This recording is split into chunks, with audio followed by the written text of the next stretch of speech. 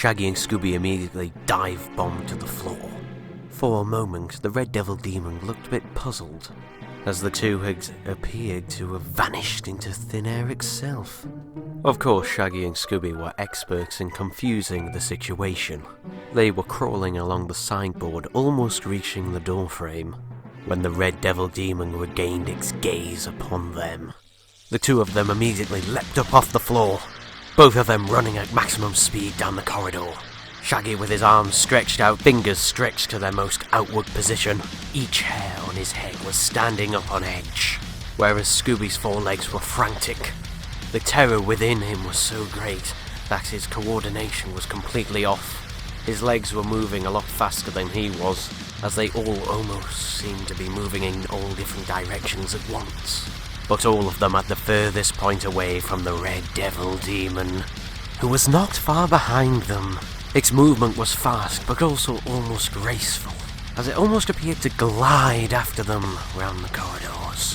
Whenever it seemed to follow them, there was a loud screeching noise, almost as if it was scraping the air itself, whereas Shaggy and Scooby seemed to almost cut through the air like butter.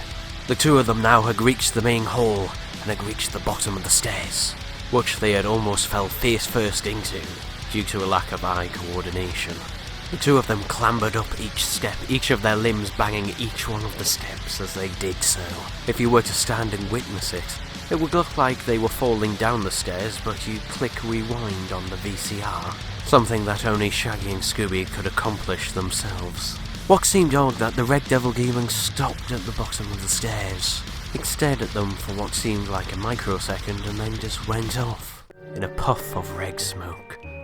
When the red smoke had dissipated, there was nothing there, except an odour of which that was not unpleasant, but seemed to be somewhat familiar to them. It wasn't the odour of food, otherwise the two would have immediately known what it was. But still, they couldn't put their finger or paw on it, in Scooby's case, but they had definitely encountered this odour before, on one of their other mysteries.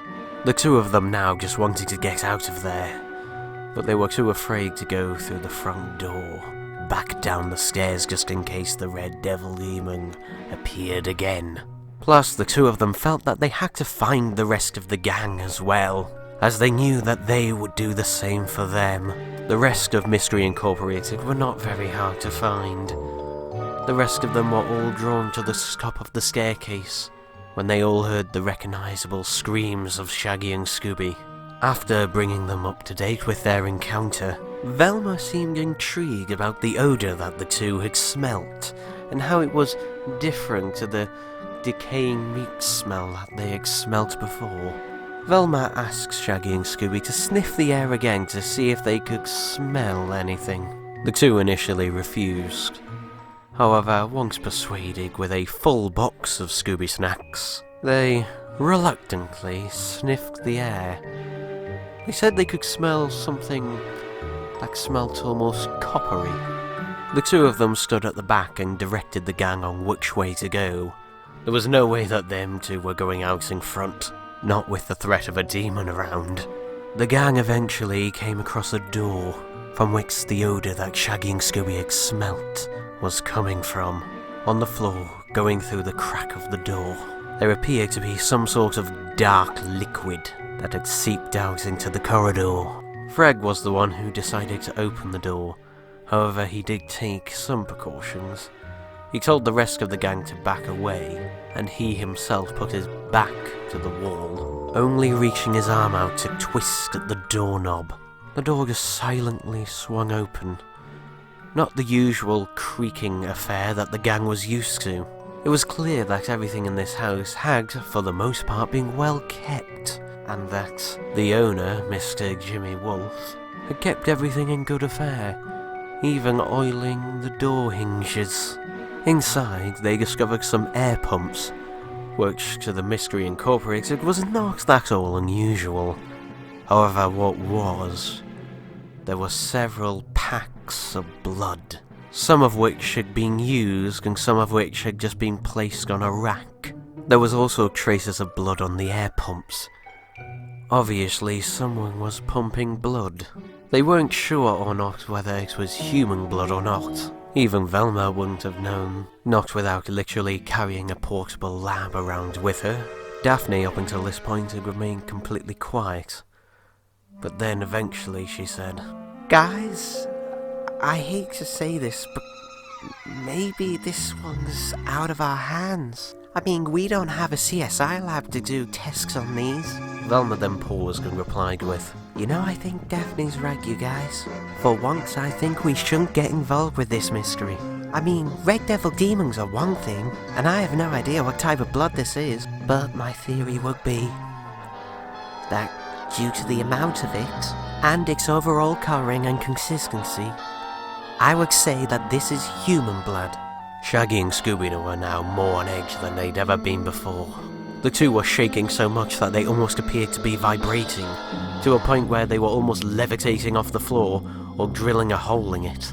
Daphne put her hand on both Shaggy and Scooby's shoulders. She tried her best to reassure them that they were simply just going to leave, and that nothing bad could happen when they were all together. This didn't make the two of them exactly stop shaking, but they did loosen slightly. The gang then made their way back to the top of the staircase, the house almost seeming to have a silent yet strange essence to it, like some sort of living presence was not necessarily watching them, but was aware of their presence. However, when the gang did eventually reach the top of the stairs, they heard the sounds of around a dozen police sirens surrounding the house in all directions. For once, the entirety of Mystery Incorporated froze in place. 8 officers then burst through the front door. They were all wearing bulletproof vests, with guns pointing out, each one of them aimed at Mystery Incorporated. All the police officers shouted, "Get on the ground! Get on the ground! Hands in the air! Get on the ground!" For once, the entirety of Mystery Incorporated was petrified, but not by a monster.